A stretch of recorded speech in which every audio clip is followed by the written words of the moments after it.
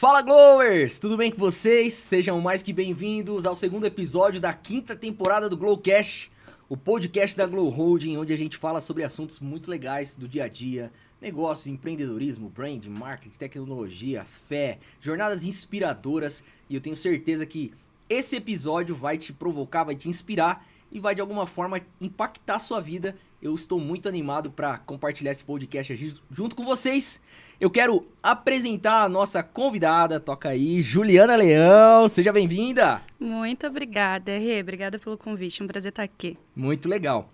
Juliana Leão, especialista em LinkedIn, social selling, branding, muita coisa, né? E aí a gente vai conversar que vai ser demais. Tô muito feliz de ter você aqui. Obrigada pelo convite mais uma vez. Bora lá. Pra cima.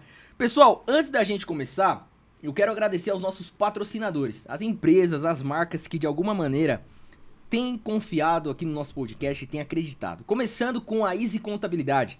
A Easy Contabilidade é um escritório de contabilidade aqui de Curitiba que tem atendido grandes marcas com consultoria tributária, gestão contábil, todo esse processo de abertura de empresa, folha de pagamento, pagamento de impostos, ou seja, todo esse suporte que você como empresário deseja ter, seja um ME, seja um MEI, ou seja, todo porte de empresa, eles vão te dar um suporte incrível. Profissionais altamente competentes e qualificados. Nós recomendamos, é a empresa que cuida de todos os CNPJs aqui da Holding e nós recomendamos para que você possa conhecer. Escaneie o QR Code aqui e entre em contato. Também queremos agradecer aos nossos patrocinadores do Espetinhos do Vitor. Meu amigo, eu sei que pode estar batendo uma fome em você, 8 horas, 8h10. Espetinhos do Vitor é uma casa de espetinhos aqui em Curitiba que fica em Pinhais, né? Eles têm 2 unidades, uma em Pinhais e uma no Batel. E nós queremos recomendar, meus amigos, abertos de segunda a segunda, feijoada todo sábado.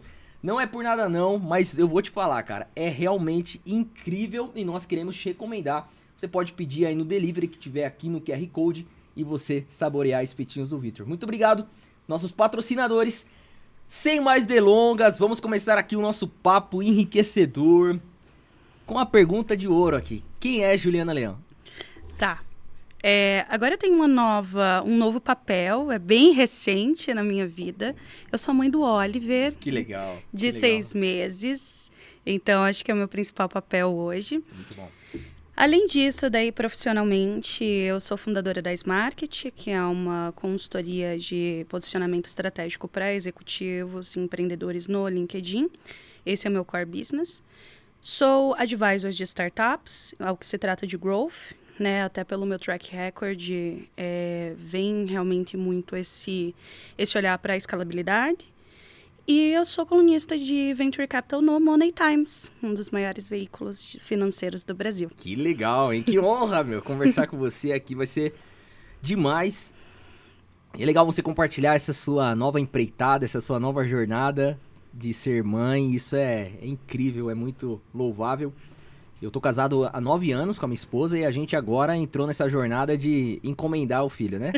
Que delícia. Então, em breve, se Deus quiser, eu vou estar compartilhando aqui em primeira mão com vocês, né? Tá na mão de Deus. Amém. Mas legal, Ju, muito bom. Falar sobre isso é demais, né? Eu acredito que atrás de todo CNPJ também tem um CPF que deve muitas vezes se comportar como CNPJ também. E antes da gente entrar aqui numa jornada mais prática e etc, eu queria conhecer um pouquinho mais a sua história dentro dos negócios. Como foi que você iniciou no mundo dos negócios? Quais foram os seus primeiros passos pra galera conhecer um pouco mais? Então, bora lá. É uma história que quem já ouviu alguns outros podcasts meus já conhecem, mas, bom, compartilhando rapidamente, eu iniciei a minha jornada bem precoce, né? Então, ali com 14, 15 anos, eu entrava na faculdade. Então, até para explicar, panorama. Eu passei na faculdade quando eu estava no primeiro ano do ensino médio. Então, hoje eu tô com 25 anos, então a gente pode falar assim que tem 11 anos aí que minha jornada começou. Daí pra frente foi só pra trás, né? Eu sou totalmente workaholic, então Uau.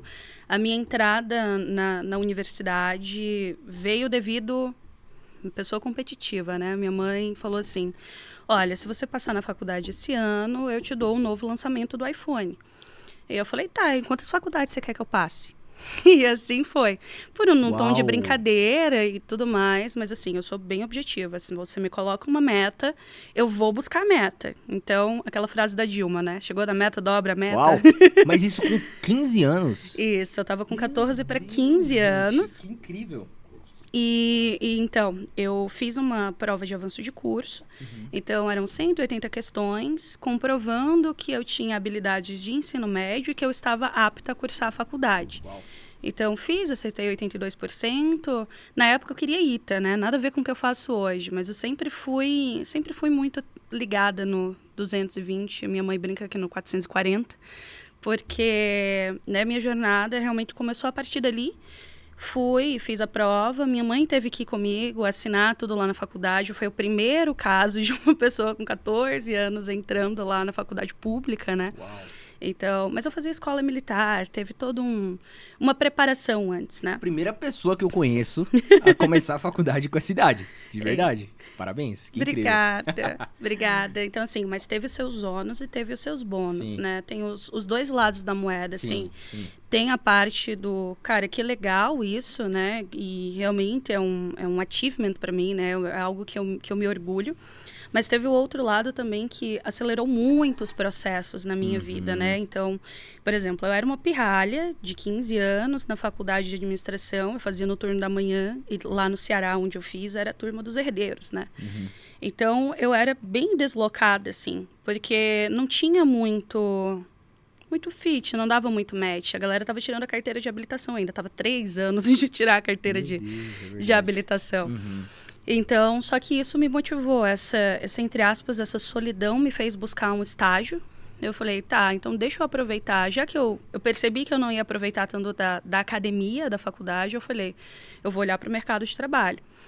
E, bom, influenciada por meu tio, que ele era auditor, gerente de auditoria, né? Eu busquei um primeiro estágio, então contei uma história. Na época, a minha supervisora, Daniele, falou, tá, se você topar, eu topo. Eu falei, tô disposta. E com 15 anos, acho que 15 para 16, né, eu fui para o meu primeiro estágio. E acho que estava no segundo semestre da faculdade, então me aceitaram super cedo. E eu descobri que a área financeira não era para mim. Essa eu deixo para o meu marido. Para mim, Boa. para mim, não. Mas foi aprendizado, era uma big corporate, né? Era a empresa que administrava os shoppings em Iguatemi. Então, me deu uma visão. Isso colaborou mais para frente quando eu fui ser CEO do meu próprio negócio, né? Me deu uma visão um pouco mais macro, mas definitivamente não era a minha área. Beleza. E aí, volto para dentro da faculdade, começo a observar o que eu tinha afinidade, eu sempre fui muito curiosa. E aí veio uma lacuna de mercado, né? Que era a seguinte, eu pegava o Uber e o cara me falava assim, putz, é que eu sou engenheiro, mas o cara tá fazendo Uber. O que faltou aí? Então, eu vi uma brecha no mercado de educação, né? Inclusive que eu passava por isso, né? Sim. Era o terceiro melhor curso de administração Norte e Nordeste. E a gente não tinha preparação para skills do mercado de trabalho mesmo. Tipo, cara, o que eu preciso aprender? Tanto tecnicamente, qual certificação eu preciso tirar? A gente não tinha isso. E eu comecei a observar esse padrão, né? Comecei a observar e eu falei, cara, quer saber? Eu vou criar um produto, né? E é engraçado, na época eu não tinha tanta essa cabeça de startup. Eu pensei, tipo, eu preciso ajudar as pessoas. Como que eu vou fazer isso? Eu vou criar uma esteira aqui de produto e serviço para ajudar na transição de carreira dessas pessoas. Então, vamos pegar lá o engenheiro de produção, vamos mostrar para ele que ele precisa aprender sobre Lean Manufacturing, sobre Six Sigma. Só que aconteceu uma coisa muito interessante. Apesar de ter atendido 600 pessoas em todo o Brasil, porque aí veio a equipe, vieram os primeiros clientes, vieram as primeiras recolocações. Eu venho de people antes de ser marketing, Uau, isso que massa. é importante comentar. O que aconteceu? Eu comecei a atender muito executivo. Foi a única coisa não intencional que eu fiz na minha vida e que perdura até hoje. Que massa, que massa. Então, por exemplo, de repente, você pensa, né? Com que senioridade eu tinha para atender tanta gente sênior, né? E aí eu falo, é só Deus. E realmente, né? Hoje, parando para pensar, eu falo assim, Deus me preparou sempre. Massa, que legal. Porque eu atendia, tipo, o diretor de supply chain da Coca-Cola, que tinha voltado da Tailândia e queria se posicionar como advisor, como consultor. Uau. E na época a gente já usava o LinkedIn para posicionar, mas num sentido de outplacement mesmo, num sentido de transição de carreira, né? Não num sentido de marketing, social selling como eu faço hoje. Então, comentei tudo isso porque faz sentido com o que eu faço hoje. Sensacional. Não, e é incrível porque no meio do caminho, no meio da jornada, a gente vai descobrindo algumas outras coisas. Às vezes, você até falou, né? É muito importante a gente ser intencional. Mas algumas coisas acontecem que se a gente tiver sensível, a gente começa a perceber novas oportunidades. E algo muitas vezes que até gera uma paixão, ou já tinha uma paixão que a gente descobre. Muito legal. Não, e eu falei isso esses dias, né? Às vezes a gente traça uma estratégia, né? Mas é importante que no meio da execução a gente esteja sensível, como você falou. Exatamente. Tipo, às vezes a gente tem um plano e Deus tem um outro muito melhor pra gente, a gente nem imaginava. Isso é então, muito legal. E foi assim por toda a minha história. Uhum. Então, passando isso, daí, por conta da visibilidade que eu tive, e era muito regional isso, né? Eu morava em Fortaleza na época, me convidaram para fazer um processo seletivo.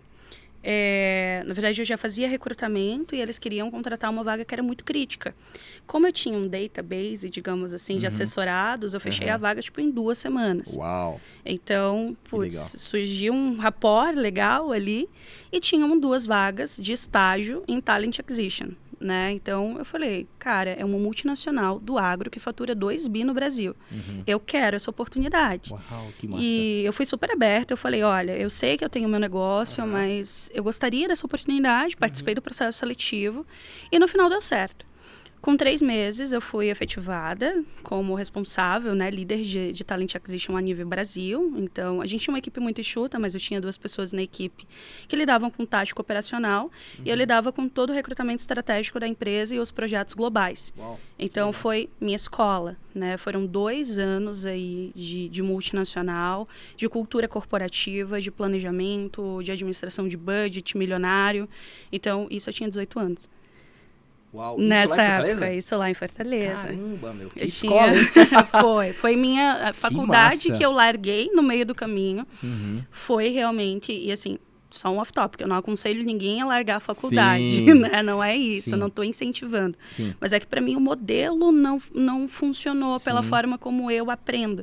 Eu aprendo muito mais de forma prática, então aquele modo de resolução de problemas é algo que eu entendo melhor, né? Então, o modelinho quadradinho do sentar e tudo mais, eu sou neurodivergente, então não funcionou. E é importante a gente alinhar as expectativas, muitas vezes, das pessoas que estão fazendo uma faculdade, achando que a faculdade vai resolver os problemas dela no mercado de trabalho. E, cara, na verdade, a pessoa, ela terminou uma faculdade, ela tem um outro grande desafio, que é se colocar no mercado de trabalho. E nem sempre, ou na mínima das vezes, a faculdade vai preparar ela de fato para isso.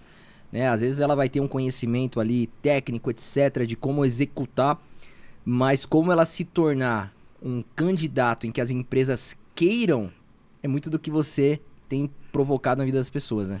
Perfeito, assim, é o que eu brinco, né? Eu falo que eu deixo o perfil dos meus clientes sexys, né? Mas não sexy no sentido vulgar, mas sexy no sentido atrativo.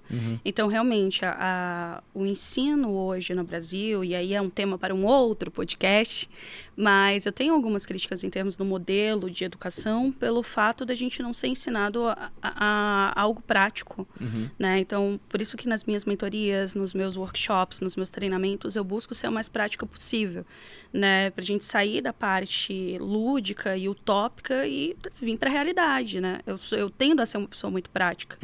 Então, é isso que eu trago um pouquinho no meu DNA, no que eu faço até hoje, né?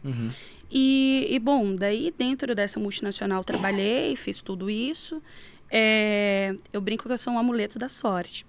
Toda experiência corporativa que eu tive, a empresa foi vendida. Uau, que massa! Fizeram um M&A, é uma brincadeira, obviamente, né? Mas aí eles fizeram um M&A com um grupo japonês. Eu saí um pouquinho antes do M&A se concretizar. Porque o bichinho das startups me picou. Uau, que massa. Então, o mundo dinâmico, eu era super jovem. Hoje eu tenho 25, mas assim, Ainda é super jovem, né? Eu tinha mais apetite, Falou eu a acho. pessoa de 55 anos aqui, né? Meu marido diz que eu sou bruxa. Ele diz que eu sou uma pessoa de 150 anos no corpo de 25, que eu me rejuvenesci. Mas, brincadeiras à parte, assim, eu tinha muito mais energia nessa época. Então, o bichinho das startups me picou e eu fui fui ali para uma outra startup global. Eles eram fundador brasileiro, mas abriram no Chile, tinham aberto uma business unit em Miami.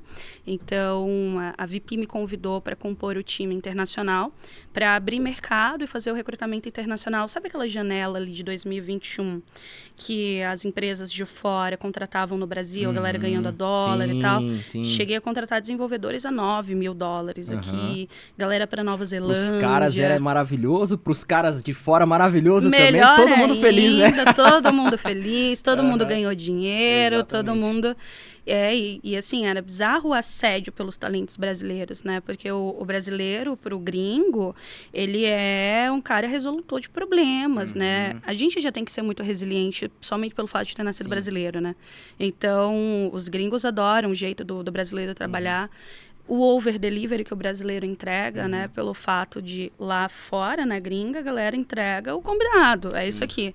O brasileiro, às vezes, pelo medo que ele tem de perder aquilo, ele acaba fazendo o algo a mais, né? É muito legal. E é o que a gente aprende também, né? Muito bom. É legal você falar sobre isso, porque eu sou paulista, né? Eu venho de São Paulo. E a gente fala muito desse contexto cultural das regiões. Você é natural Eu sou metade fortalezense, metade paulista. Ah, é? Que legal. A gente fala muito da cultura do brasileiro e tal, e a gente começa a perceber culturas diferentes, né? Então, eu já tive um sócio mineiro, é bem diferente. Eu tenho um sócio paulista, tenho um sócio curitibano, e, cara, cada cultura é muito diferente. Mas tem uma coisa que é engraçada, porque, assim, a gente fala muito do jeitinho brasileiro. E tem muitas coisas pejorativas no jeitinho brasileiro, de tramóia, trambique, gambiarra e tal. E tem muita coisa ruim nisso. Mas tem um outro lado do jeito brasileiro que é realmente de resolução, de gerar solução. E eu lembro muito, né, dos meus contextos com colaborador em São Paulo e tal. Cara, dava um problema, era assim, rápido uma solução. Então, por exemplo, né, vamos conjecturar aqui. Cara, deu um problema no pé da mesa do podcast. Pô, não vai dar mais pra fazer o podcast, não sei. O paulista, meu irmão, ele pega um cano que tá jogado no chão, cria um pé Vamos e dar um resolve jeito. a parada. E é muito legal essa... Eu creio que essa cultura de resolver problema e, cara, adaptar, de alguma forma, dar um jeitinho, é um lado positivo que a gente carrega, né? Exatamente. E assim, a galera da gringa valoriza e observa isso, esse comportamento, porque ele é recorrente, de fato. Eu acho que a gente teve que lidar com tanta diversidade, né? Assim, o brasileiro em geral, assim, até não olhando tanto o regionalismo, né? Porque o mineiro, ele trabalha mais na dele, de boa. Já tive um sócio mineiro, adoro. Era uma calma, uma paciência. Eu chegava toda acelerada e eu fico pensando que a vida deve ser muito mais legal, assim, mas é difícil, cara, a gente entrar nisso. Mas é difícil. Eu acho que depois que a gente liga essa chavinha e quando a gente tem objetivos muito claros de vida, pelo menos assim é o meu caso, sabe? Eu olho para todas as metas que eu tenho, que eu quero realizar e que eu vou realizar até o final da minha vida, e eu falo, eu não posso parar. Mas eu aprendi a respeitar os limites, porque no meio disso, obviamente, né? Eu tive alguns burnouts. Perceba que está no plural, foi alguns. Exatamente. Uau. Não foi somente um, né? Então, por diversas vezes eu tive que aprender a dosar e tive que aprender a entender o meu limite, o meu momento, impor limites. E nisso eu falo, para quem é empreendedor, para quem não é empreendedor, cara, a terapia, ela é algo fundamental, assim, sem tabus, total. São 7 anos que eu mergulho no autoconhecimento. Então, eu comecei com terapia normal, com psicólogo. Depois fui para terapias mais holísticas, até xamã, tudo que é autoconhecimento eu tô dentro, sabe? Então, eu fui aprendendo coisas sobre mim mesma, né? Coisas sobre, por exemplo, como eu falei do recorte. Às vezes o brasileiro, ele acabava entregando mais pelo medo do perder. Exatamente. Então, eu comecei a observar esse comportamento até em mim. Eu falei, mas espera aí, isso é tão forte pra gente que empreende, porque assim, até no limite que a gente precisa pôr nos clientes que a gente traz, né? Então, assim, cara, eu tenho uma entrega sensacional, mas eu só posso ir até aqui, né? Mais do que isso vai me exaurir, vai exaurir o meu time, vai prejudicar a saúde mental.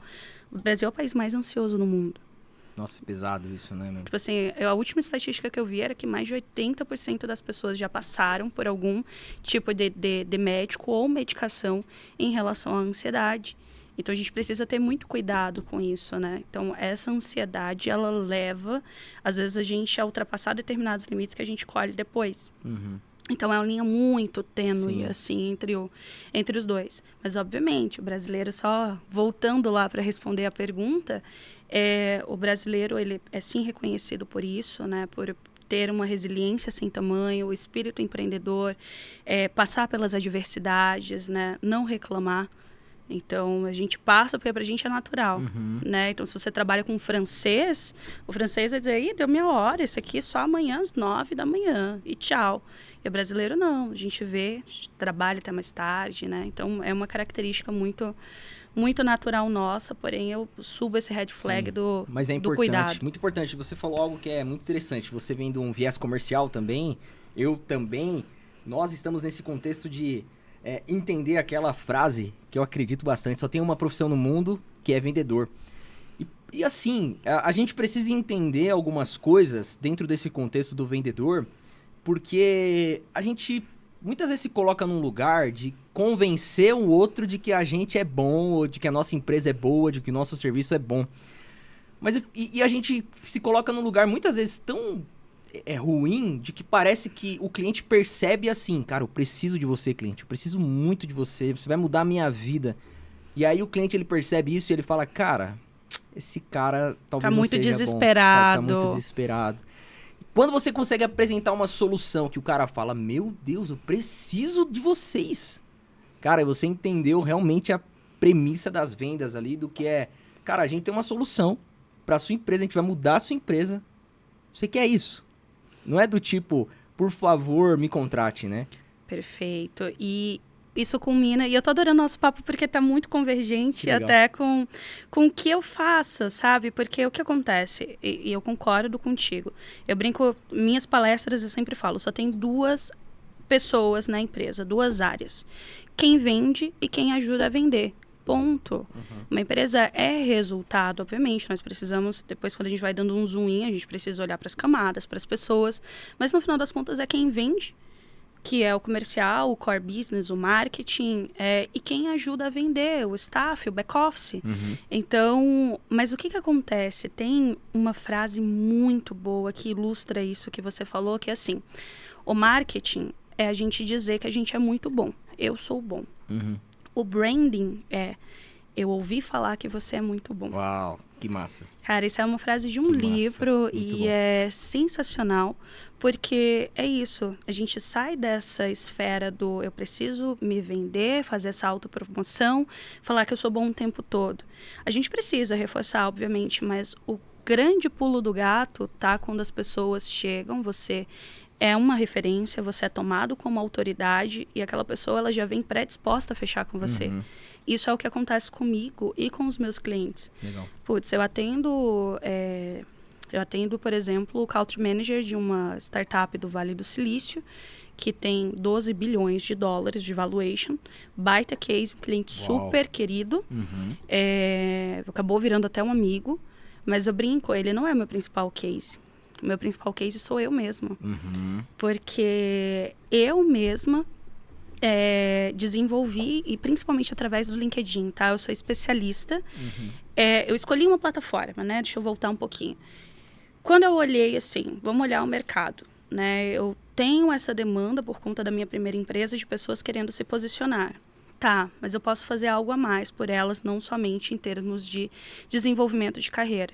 A gente precisa gerar demanda para essas pessoas, tá? Primeiro, ela entendeu que ela não quer ser mais executivo, ela quer ser um conselheiro, um advisor, né? Hoje o meu ICP realmente são pessoas muito sêniores, né? Com anos de carreira, com um track record relevante de mercado, que ajuda muito no meu trabalho, porque daí a gente só comunica isso, né? Para as pessoas, para o mundo. Mas o que acontece dentro desse contexto? Eu pensei, cara, eu preciso gerar demanda, mas quando a gente trabalha com um público muito sênior, e quando a gente quer se posicionar dessa forma também, que tem, né, esse detalhe, a gente não pode parecer desesperado, porque senão não fecha. A gente tem que eu, enquanto consultora, né, eu tenho que tornar o meu cliente sexy. Porque se eu coloco ele numa vitrine, numa prateleira, É tipo assim, tá, eu vou te avaliar igual eu avalio os outros produtos. Eu vou avaliar pelo preço, Exatamente. eu vou avaliar pela quantidade, né? Por isso que eu falo, tipo, para os meus clientes, não metrifiquem o seu tempo em horas. Porque aí, cara, metrifica em valor. O que você entrega, de fato? Como que você vai mudar? Como que você vai levar o negócio do teu cliente para outro patamar, para outro nível? Então, o branding, né? Eu trabalhar a marca, e aí eu falo muito da marca do founder, do fundador. Porque, querendo ou não, nós somos o espelho daquilo que a gente faz. Então, hoje, as pessoas... Foi bem engraçado, meu marido é meu CFO. E aí, quando eu fui passar... Minha esposa também, viu? Essa Um combinação... bom casal, essa combinação. Essa combinação é ótima. Um vende, outro cuida do dinheiro, tá exatamente. ótimo. Então, assim, quando eu fui passar a minha operação para ele, eu falei, olha, aqui estão os clientes e tal, gostaria que você fizesse assim. E ele falou assim, amor, mas quando eu falo da Smarket, as pessoas não conhecem. Falou assim, amor, você trabalha com branding? Eu falei, mas tá tudo bem. Porque as pessoas realmente não conhecem a Smarket, elas conhecem a Juliana. Se você falar Juliana Leão, elas vão saber quem eu sou. Que legal. Então, isso não é necessariamente contra uma premissa de branding, mas é uma estratégia. Com certeza, com né? certeza. Deram um nome para isso que eu faço recentemente dentro do Startup Pace, que se chama Founder-Led Sales. Uau, que massa. Que é o fundador que leva as vendas. Obviamente que é um modelo que ele não é tão sustentável a longuíssimo prazo, quando a gente está falando ali de um modelo muito escalável. Sim, sucessão, etc. Né? Ele não vai conseguir estar vendendo o tempo inteiro, ele se torna um key account, né? Ele vai trazer linhas de receitas maiores, ele vai trazer contas maiores para dentro, mas ao mesmo tempo ele vai se tornando cada vez mais estratégico.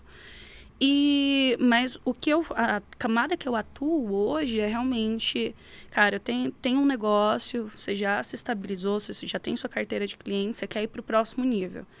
Tá? A gente sabe que hoje tem um dado que mais de 70% dos brasileiros passa a confiar mais em uma marca quando o CEO se posiciona em alguma rede social. Uau, que legal. Então, só que aí a gente olha, Instagram, nada contra quem faz, tá tudo certo. Sim. São estratégias e estratégias, né? Mas eu olho assim, o Instagram para o B2C. Exatamente. Né? Então, quando a gente fala de produtos, de escalabilidade, de mercados mais abrangentes. Um serviço B2C, etc. Né? Um serviço B2C, né? Uma mentoria. A mentoria, ela até se encaixa no B2B também ali, né? Dependendo para quem você vai vender, se você vende um treinamento em company, mas isso é caso de cada cliente, né? Mas quando eu olho para essa estratégia, eu vejo o B2B, né? Quando eu olho para o LinkedIn, eu vejo, cara, é o melhor canal B2B que existe. Com certeza. Então, assim, se tu vende para empresa, o teu decisor, ele é um diretor, o teu decisor, ele é um outro CEO, um presidente. Cara, é o melhor canal para você se posicionar. Então, eu escolhi fazer essa trajetória exatamente pensando nisso. Se eu pego esse meu cliente, que é conselheiro, por exemplo, e eu coloco ele no Instagram, ele vai estar concorrendo com lifestyle, com vinho, com charuto, com todas as outras do mercado. Carros de alto padrão, todo esse brand que criaram, que a gente muitas vezes sabe que é forjado, né? Mas muita gente compra essa forja, esse né? lifestyle, né? Então, assim, aí o meu cliente que tem um conteúdo super sério, tem um conteúdo super consistente, acaba ficando perdido lá. Sim. Ele vai falar para as almas, né? Então, isso não é legal. Então, o primeiro passo é conscientizar, né? Então, assim, como estabelecer uma marca pessoal? Primeiro é a conscientização. Quem você é? Como você quer ser percebido pelas pessoas? Em qual canal vamos comunicar? Onde está teu público? Tá, beleza, a gente faz essa anamnese. Legal, por exemplo, eu tenho clientes, e uma coisa não exclui a outra, né? Eu tenho clientes que adoram se posicionar como pessoas polêmicas. Então, assim, vamos gerar polêmica no LinkedIn, vamos estressar, tá tudo bem, tá tudo legal, mas eu acredito muito que a marca ela tem que condizer com quem você é. Com certeza. Por exemplo, se eu fosse trabalhar teu LinkedIn, pelo que a gente já se conheceu, que a gente já trocou aqui, eu não vou colocar um conteúdo lá super sério, super formal, só porque é o LinkedIn. A gente tem que trazer algo que represente a tua personalidade. Não adianta a gente descaracterizar. Porque imagina, você chega num evento lá em São Paulo, putz, te conheço do LinkedIn. Acontece muito com os meus clientes. Nossa, e comigo também. Geralmente eu vou lá conectar com as pessoas. Nossa, eu já te sigo, eu já te seguia. Isso é um barato, eu adoro. Né? Facilita muito nas negociações, inclusive. Não, eu vou dar um parênteses aqui. Eu comecei a usar LinkedIn há 2 anos. E eu já tô nos negócios há 9. Olha só. E infelizmente existe esse retrocesso em muita gente, né? Delas olharem pro LinkedIn, mas principalmente para quem tá dentro do B2C. Cara, a pessoa começa a entender ali o B2C e funciona no Instagram, Facebook, TikTok. Eu assim, é até quase um crime eu falar o que eu vou falar aqui. Mas como dono de agência, cara, eu não tenho TikTok. Porque eu não gosto do TikTok. Mas hoje é uma rede social que tá ganhando cada vez mais posicionamento, mercado. Mas o ponto-chave é para quem você quer vender, né? Que é exatamente o que a gente entra falando aqui. Aonde esse público está. Exatamente. Então, assim, há um tempo atrás eu fui fazer minha marca pessoal e tal, na parte de identidade visual. E a pessoa que foi fazer, ela me orientou a fazer um TikTok. Eu falei assim, você tinha que estar no TikTok. Eu nunca instalei o TikTok. Nossa. Aí são as minhas questões neurocientíficas, né? Saiu só um off-topic. Saiu um estudo que o TikTok vicia nos primeiros 45 minutos. Caramba. É tipo assim, igual crack. Né? Só que o crack é a 5, mas o efeito que gera no cérebro é o mesmo. E assim, sinceramente, o meu público, o meu CEO, o meu presidente, o meu founder, ele não tá no TikTok. Sim. Se tá lá, ele tá pra ver outras coisas. E muitas vezes é privado o Instagram do cara. Não, privado no Instagram, o TikTok, ele vai estar seguindo outra coisa que ele vai olhar e vai falar assim, trabalho até aqui, por favor, né? Não tô afim. Exatamente. Então, e tem isso, e tem essa questão da consciência, né? É tão importante a gente saber e entender, porque assim, para quem não tem a frase clichê, mas que serve para absolutamente tudo. Para quem não tem um objetivo, qualquer caminho serve. Para quem não sabe onde quer chegar, qualquer caminho vai servir. Então, por que muitas pessoas se frustram quando contratam uma agência? Porque, às vezes, ela não alinha a expectativa, né? Tanto que eu não me posiciono como agência. Eu me posiciono como consultoria estratégica, né? Até isso, no naming, realmente ali, eu resolvi mudar, porque o pessoal vinha com trauma de agência. Sim, de dizer assim, mas se você observar, qual é o perfil desse cliente que fala mal ou que fala alguma coisa assim? É um perfil de cliente que ele não sabe necessariamente o que ele quer. Ele sabe que ele quer vender mais. E ele precisa confiar na estratégia, né? Então, ele precisa... E aí, ele fala, eu quero ter um TikTok porque todo mundo tem TikTok. E aí, a gente tenta explicar, mas seu cliente não tá no TikTok. Ele não vai comprar de você por lá. É melhor que você invista isso aqui, sei lá, num tráfego pago. Vamos fazer uma landing page, vamos fazer uma estratégia de lançamento que é bem melhor. E aí o cliente não aceita, e tal. E aí gera esse burburinho. Mas o primeiro exercício que eu faço, eu estava falando com o Guilherme antes de vir para cá, e eu falei assim, Gui, eu não fecho com quem não é meu ICP. Eu não fecho com quem não é o meu perfil de cliente ideal. Porque a gente estava falando um pouquinho sobre equilíbrio de vida pessoal e profissional. O que acontece? Eu descobri que dinheiro nenhum paga a minha paz. Então, assim, quando eu vejo o perfil de cliente e aí eu faço essa anamnese, esse assessment, digamos assim, nessa essa pré-consultoria, e eu mapeio que aquele perfil de cliente ele não vai entender o valor, porque às vezes eu tenho um cliente que ele poderia ser ter o perfil, mas ele não está pronto para comprar de mim ainda. Ele não vai realmente aproveitar, porque ele não tem tempo para responder os leads que a gente gera, por exemplo, ou ele não tem tempo para aprovar o conteúdo, ou ele é muito crítico. Então, eu acabo não fechando. Pode, Ju, mas eu vou te pagar 10 mil reais. Ju, mas eu vou te pagar 15. Não vai acontecer. Porque, primeiro, me dá churn. Exato. Não vai funcionar, né? Não vai funcionar. Eu não tenho, e olha assim, eu tenho muito orgulho de falar, eu não tenho churn, eu tenho um cliente cancelando a cada ano. Meu cliente fica comigo 4 anos, 5 anos, porque branding é trabalho de construção. Exatamente. E aí, falando um case bem legal, por exemplo, eu tenho uma cliente da área de ambiental, que acabou indo para a área energética também. A gente começou a trabalhar o perfil da Laís há 4 anos atrás, quase 5, e ela tinha uma visibilidade muito regional. A empresa dela dobrou de tamanho todos os anos que trabalhamos juntos. Óbvio que tem um trabalho muito grande da fundadora junto. Mas, assim, ela tinha 9 diplomas em engenharia. super inteligente, mas ninguém sabia disso, né? Não tinha visibilidade. Então, assim, usando a estratégia certa, a gente trouxe isso para o LinkedIn, começamos um trabalho de conteúdo, começamos um trabalho de conexões estratégicas, começou a gerar negócio. No final das contas, para resumir, além do Top Voice, né, que é o selo tão almejado, ela deu uma palestra na COP28 em Dubai, no ano passado. E aí, todos os eventos da área de energia, ou ela participou como mediadora, ou como palestrante, tudo pelo LinkedIn, né? Os convites para colaborar em artigos, em universidades e tudo mais. Então, assim, o que eu gosto de trazer nesse sentido? A Laís, ela é o meu perfil de cliente. Ela tinha um potencial e a gente trabalhou por 4 anos, né? A marca pessoal dela, a marca pessoal profissional, né? Dela dentro do LinkedIn, que é uma rede para ela que trabalha com licenciamento ambiental. Está licenciando agora a usina de salinização do mar, lá de Fortaleza, inclusive. Nossa. Então, assim, vários projetos que ela conseguiu pelo LinkedIn, projetos grandes, por quê? Posicionamento. Exato. Muito bom. E ela fica comigo por 4 anos. Você acha que eu vou estragar o meu lifetime do cliente, trazendo para dentro da minha consultoria pessoas que ainda não estão prontas para comprar de mim? Primeiro que afeta a autoestima, afeta o time. Sem dúvida, estressa tudo, né? O time fica tipo, Ju, mas a gente fez alguma coisa de errado? Muito bom. Eu falei, cara, não fez, mas... Né? E aí a gente não... Pra resumir, eu não fecho Isso com quem é não é meu perfil de no cliente. No começo pode ser meio dolorido, né? Mas depois você começa a entender que é sustentável. Então...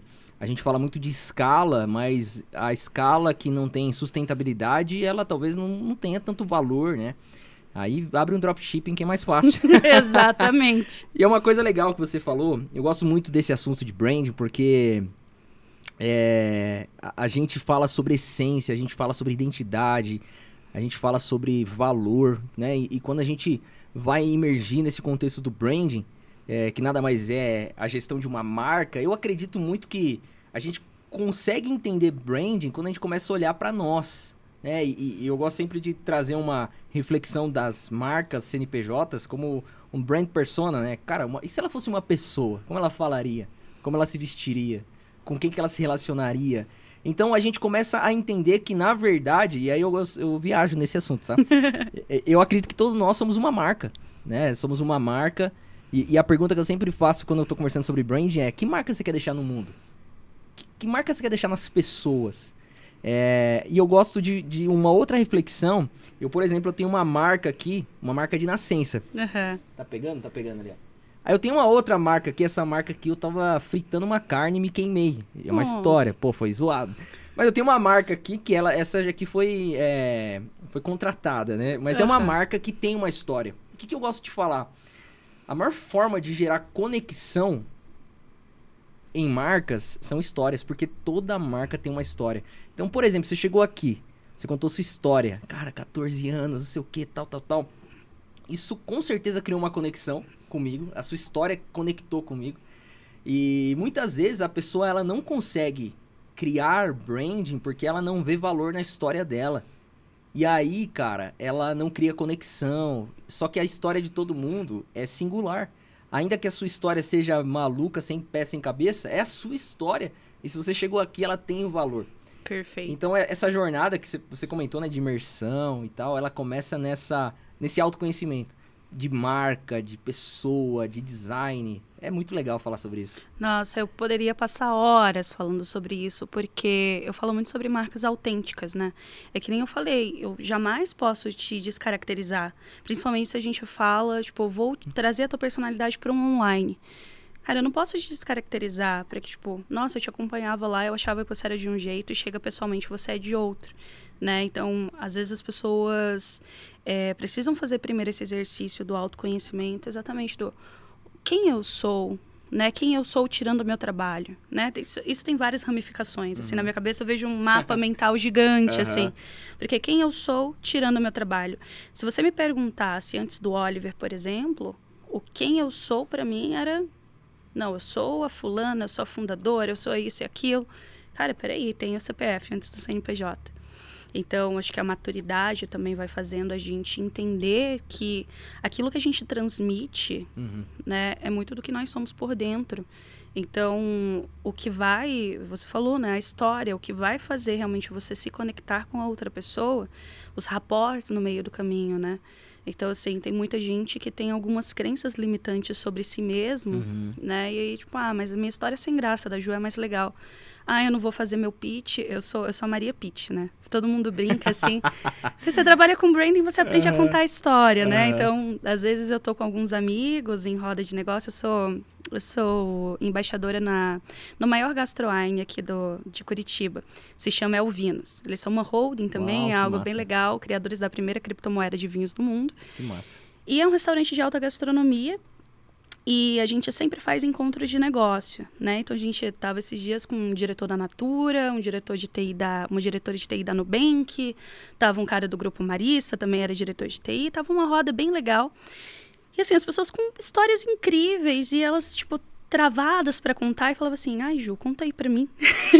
Fala você que você fala melhor de mim do que eu mesmo. Né? Então, um pouco do meu trabalho, uma parte do meu trabalho também tem disso, de despertar as pessoas para o que existe de melhor dentro delas. Né? Então, às vezes, dependendo do momento que a gente está, a gente olha muito para os nossos fracassos. E, cara, é uma história, tipo, você não vai ter só momento de glória. Isso mesmo. Vai ter momento de aprendizado, vai ter momento de que eu estava no alto, vai ter momento que eu estava no baixo, tava um momento que eu estava fazendo a mesma coisa por tempos. E tá tudo bem, né? Acho que a gente... não precisa ser extraordinário o tempo todo. E algo que eu aprendi com o meu trabalho é bem isso. Tipo, eu tenho clientes incríveis. Eu tenho minha história singular, legal. Mas eu tenho clientes com histórias muito mais legais, histórias diferentes, histórias com mais senioridade, com menos senioridade. Então, assim, é o que eu falo, eu não preciso ser protagonista o tempo todo. Se eu posso fazer em algum momento alguém brilhar... E que naquele momento até me ofusque, eu não tenho problema, não tenho ego. Não transcendi o ego dessa forma também, né? Mas assim, para esse contexto, sim, eu não tenho ego. Tipo, eu adoro ouvir as histórias das outras pessoas e eu brinco que assim, eu cometi muito menos erros na minha carreira pelo fato de sempre ter escolhido boas pessoas para estar perto, para me associar, e eu ouvi muito a história delas. Eu ouvi muito, prestei muita atenção, tipo, nossa, essa pessoa, ela errou ali. Eu não preciso errar eu mesma para aprender com isso. Eu não preciso ir lá e quebrar a minha cara. Eu tenho esse amigo, essa pessoa, esse cliente. Outros, né? E por isso que é tão importante a gente também compartilhar a nossa história. Né? Eu tive clientes que recusaram, por exemplo, palestras por insegurança. Assim, mas é porque não era uma palestra técnica, era uma palestra para eu contar quem eu sou. E aí eu falei, né, para esse cliente específico, eu falei assim, mas você já imaginou que talvez Deus, ou independente da tua crença, te levou até ali porque alguém precisava ouvir tua história? Nossa, isso é muito legal, porque tem uma coisa que eu gosto muito, que você até trouxe esse dado, né, que o Brasil é o país mais ansioso. E no fim, todos nós temos ansiedade, a questão é como a gente lidar com ela. Mas uma frase que mudou a minha percepção sobre a ansiedade é: a melhor fórmula de você lidar com a ansiedade é ter visão a longo prazo. Então, assim, eu brinco muito com sócios, colaboradores e tal. Às vezes a gente tá passando um perrengue, eu falo, cara, esse perrengue aqui eu vou contar num TED Talk. Ó, tá vendo esse perrengue aqui? Eu vou contar. Então, assim, às vezes a pessoa, ela se define pelo estado que ela tá. Mas a gente não pode se definir do como estamos, mas quem somos. E tudo que a gente tá vivendo, seja legal, seja bom, como diz o Chorão, dia de luta, dia de glória, tudo isso tá fazendo parte da nossa jornada e, cara, tem um valor muito grande, porque histórias não se fabricam, né? Ela vai vivendo e a gente precisa descansar o nosso coração sabendo, cara, eu tô vivendo isso aqui hoje, pode não ser o que eu idealizei, mas faz parte de um processo e só vai viver o propósito quem passa pelo processo. E ainda nesse contexto, uma vez eu vi uma frase de um cara lá de Alphaville, ele é pastor numa igreja, Lagoinha, o pastor André Fernandes. Ele falou assim: tenha mais paixão pelo seu presente do que orgulho do seu passado. Perdão, eu errei a frase. Tenha mais paixão pelo seu futuro do que orgulho do seu passado. Ou seja, muitas vezes a gente olha pro passado e é legal as nossas histórias, mas, cara, olha pro seu futuro também, né? Olha para o que você tá almejando, porque A gente pode até estar falando aqui de pessoas que já chegaram no nível de senioridade, carreira, isso tudo é muito incrível. Mas também tem pessoas que ainda estão no momento ali de sair da faculdade, ou já saíram, não conseguiram ainda pivotar um negócio, não conseguiram tirar de dentro aquilo que elas carregam, né? E às vezes ela olha a Juliana Leão e fala, cara, que massa, acho que eu nunca vou chegar lá. Olha, às vezes, um empreendedor, um Flávio Augusto da vida e fala, cara, nunca vou chegar lá. Aí você vai ver a história do Flávio Augusto, ele abriu a empresa dele num cheque especial. Então, eu gosto muito da gente humanizar as coisas, né? Porque, cara, no fim das contas, somos todos iguais. E é legal contar a história, porque você consegue ver, cara, talvez eu tô nessa fase, né? E imagina, você tocou o nome do Flávio Augusto, e é bem interessante porque eu tô atendendo um projeto que envolve ele. E exatamente essa síndrome do impostor, às vezes, que a gente tem, né?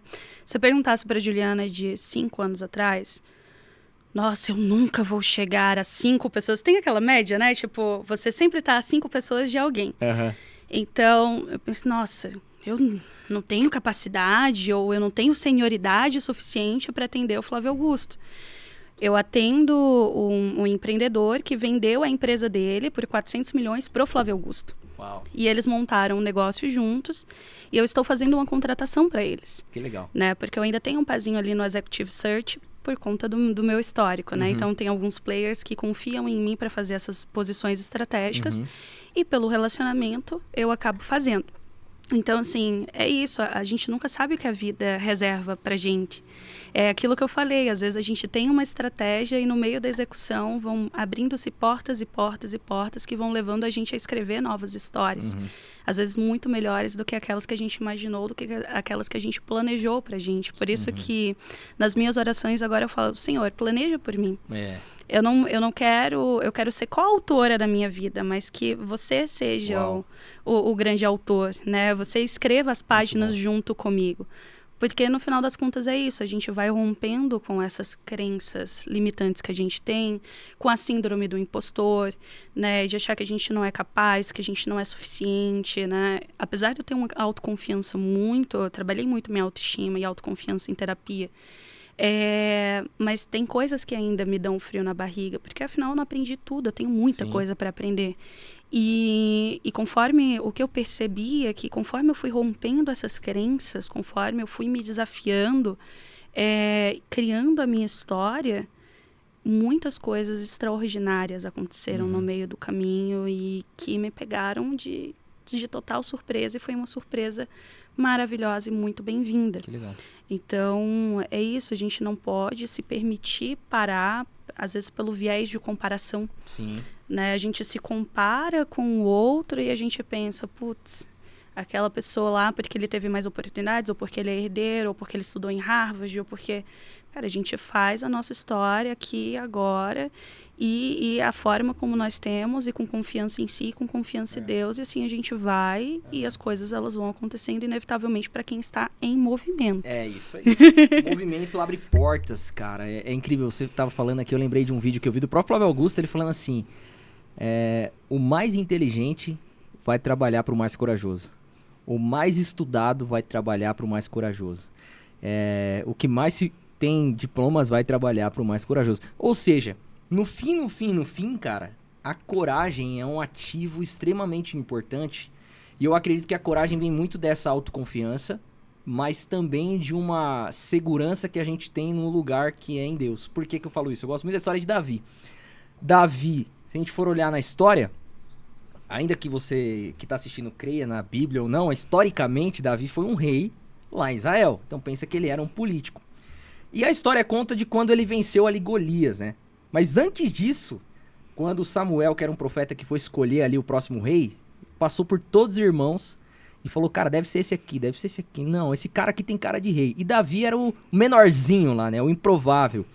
E Samuel entende em Deus, né? Cara, é esse improvável.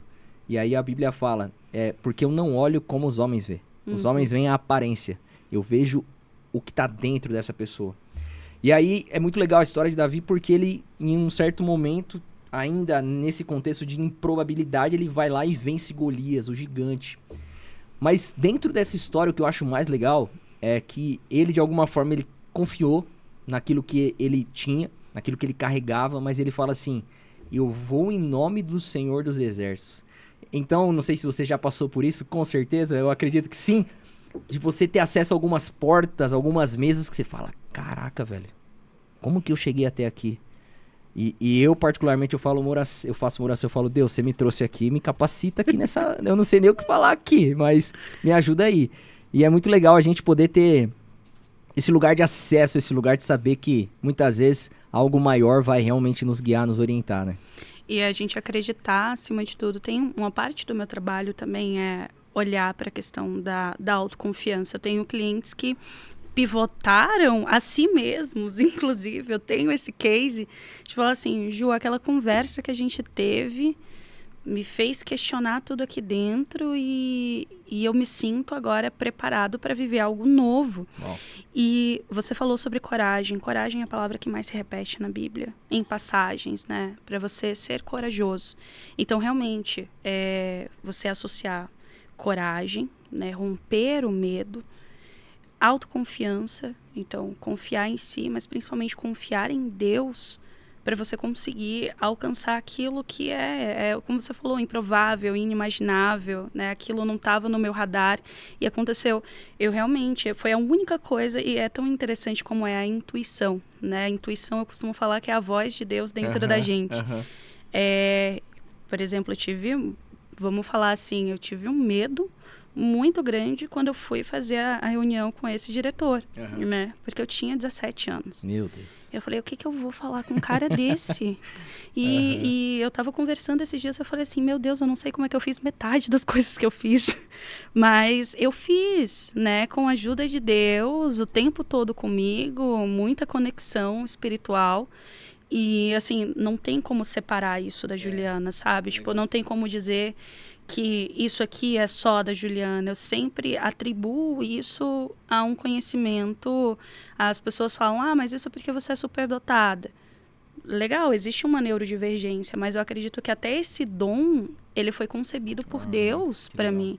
Então, assim, o que eu faço, né? E aí é muito importante, o que nós fazemos quando a gente cria essa consciência com aquilo que foi nos dado por Deus? Animal, muito bom. Né? O que a gente faz com isso?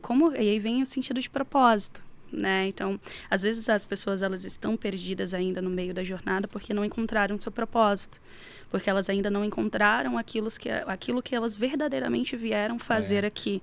Então, elas ficam perdidas, confusas, por vezes ansiosas, não que a causa geral da ansiedade seja somente isso, mas é isso, é a ausência de propósito. Acredite em Deus ou não, mas independente da linha de que a pessoa acredita, né? Mas é a falta de um sentido superior, um sentido maior de propósito dentro de si, né? Então, se ela não trabalha essa questão, não é religião, né? Eu estou falando sobre espiritualidade, sobre você acreditar em algo maior, acreditar que você não veio só nascer, morrer, reproduzir e foi isso. Pagar boleto. Pagar boleto, que a gente faz bastante, principalmente depois que tem um filho. Mas se a gente não alinhar as nossas convicções com algo maior, com um propósito, a gente passa uma existência vazia. É verdade. A gente vai pro caixão e nem sabe por que viveu. Então, e aí eu vejo que é o suprassumo da questão da marca pessoal, né? Eu passei por todas essas fases. Eu entendi quem eu sou, eu entendi o que eu quero fazer, eu entendi por que eu vim à Terra, como eu comunico isso para as pessoas, como eu passo isso à frente, como eu transformo, como eu toco a vida de outras pessoas a partir do que eu faço. Cara, isso pra mim é o nirvana da marca pessoal. Cara, eu já quero uma consultoria, hein, Ju? É muito massa. Uma vez eu ouvi algo que me impactou muito. E Deus é criador, nós somos criação. Além de criação, somos filhos. Mas tudo que Deus cria tem um design. E o design tá em tudo, né? A televisão, esse microfone, o celular. E o design, ele tá muito atrelado a desígnio. E desígnio tá muito atrelado a propósito. Por que a caneca tem o design com uma alça? Por um desígnio, porque ela foi destinada a coisas quentes na maioria das vezes. E a alça é para você não queimar a sua mão. Então, muitas vezes a pessoa não entende o design dela. Por que eu sou assim? Cara, tem um desígnio estabelecido por Deus para que você cumpra algo que só você vai cumprir. Então, tem uma frase que eu gosto muito que diz assim: quando você descobre quem você nasceu pra ser, você não vai querer ser ninguém além de você mesmo. Mas é uma jornada, e na minha história, hoje tenho 30 anos, não sou tiozão, mas também não sou jovem, tô na média, eu entendi que quanto mais eu me aproximo de quem me criou, mais eu entendo porque eu fui criado, sabe? Esse é um processo de cara, o Criador sabe por que eu sou assim, sabe por que eu tenho essas habilidades, e é muito legal a gente entrar nesse assunto que me empolga muito. Ô Ju, e pra gente poder dar um conselho aqui pra galera que tá nos ouvindo, já foram vários conselhos aqui, de verdade, essa conversa foi muito enriquecedora pra mim. O que você poderia dizer pra pessoa que tá nos ouvindo, aquilo que tá no seu coração pra compartilhar com ela? Eu sei que poderia ser inúmeros conselhos, mas aquilo que tá borbulhando aí dentro de você, se olhando aqui pros olhos dessa pessoa, o que você poderia dizer pra ela? Olha, culmina muito com essa finaleira do nosso papo. Não seja ninguém além de você mesmo. Ser autêntico é a melhor escolha que você pode fazer na vida, né? Não se compare, não se inspire, mas não se compare. Porque o verdadeiro poder da gente vem de dentro de nós mesmos. Quando a gente começa a acessar o nosso eu superior, o nosso poder de verdade que está em nós, que está em Cristo, nós nos tornamos imbatíveis. Não precisa de nada além disso, sabe? Então, assim, o melhor branding é ser autêntico. Então, não perca a sua essência por nada, por nenhuma situação, né? Se mantenha firme no seu propósito. Você não perde por se manter firme no seu propósito. Não perca a sua autenticidade, não mude quem você é por conta de terceiros. Confia no que Deus tem para tua vida. Acho que é isso. Uau, olha, emocionante, cara. Esse podcast aqui foi bem legal. Cara, que massa. Muito bom, Ju. Obrigado por estar aqui junto com a gente. Eu tenho certeza que isso aqui vai impactar muitas pessoas. Como é que tá o seu Instagram, seu LinkedIn, principalmente, é claro, pra galera te acompanhar? No LinkedIn eu tô bem mais ativa. Vocês me encontram como Juliana Leão Dias. Lá eu sou famosinha, tenho quase 50 mil seguidores. Uau, olha que só. massa. Tem que ser exemplo, né? Legal. Mas não como métrica de vaidade, tá? Mas como uma rede que eu vim construindo todo esse tempo. Muito bom. E no Instagram também, @Juliana Leão Dias. Lá eu compartilho um pouquinho da vida pessoal, um pouquinho do Oliver. É a Juliana CPF versus a Juliana CNPJ. Que massa. Gente, acompanha a Juliana, também incentivo demais, você que é um empreendedor, um CEO, um diretor de marketing, enfim, em alguma estrutura que está dentro do ICP aqui da Ju, cara, realmente imergindo nesse processo de imersão, de consultoria, de gestão, tenho certeza que vai ser de muito valor. Quero me tornar um case também, viu, Ju? Vamos conversar. Pessoal, antes da gente encerrar, eu quero agradecer aos nossos patrocinadores mais uma vez. A começar com a Easy Contabilidade, o escritório de contabilidade aqui das empresas do Grupo Glow Holding. Eu tenho certeza que vai te ajudar muito nesse processo contábil, nesse processo de gestão financeira e tributária do seu negócio. Então essa é uma parte fundamental para você ganhar escala, estar dentro da lei e realmente fazer tudo da maneira correta e coerente. Muito obrigado, Easy Contabilidade. Também queremos agradecer ao Espetinhos do Vitor, que está localizado aqui no Batel, em Curitiba, e em Pinhais, a melhor casa de espetinhos que você vai conhecer. Além de espetinho, cara, tem pão de alho recheado. Cara, é realmente uma grande experiência e nós queremos recomendar você uma steakhouse aí de ponta para você conhecer no Batel e também aqui em Pinhais, bem perto de Curitiba. Muito obrigado aos nossos patrocinadores. Obrigado você que nos acompanhou até aqui. Não vai embora sem curtir, sem se inscrever no canal e compartilhar com o máximo de pessoas possíveis. Segue a Ju no Instagram, no LinkedIn principalmente, não esqueça. Muito obrigado, Ju, tá aqui junto com a gente, foi demais. Obrigada pelo convite, adorei estar aqui. Toca aí, valeu. Valeu, gente, tamo junto.